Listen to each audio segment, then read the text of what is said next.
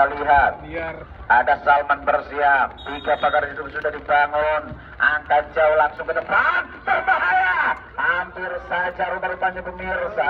Kita lihat baru saja dengan cukup api menggetarkan sebuah pergerakan cukup pasti, arahkan langsung ke depan, teguh. Kali ini sendiri saja pemirsa, 1 pelanggan 3 play on kembali dilakukan. Adi Kumis kembali memberikan pada Junaid demi Tuhan, angkat langsung ke depan, berbahaya ke ganda, masih 1 kesempatan pemirsa.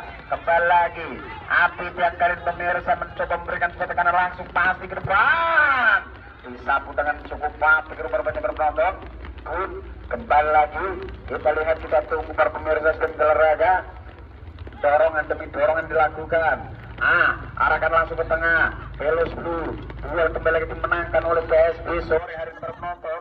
Kita lihat pantauan masih belum berakhir.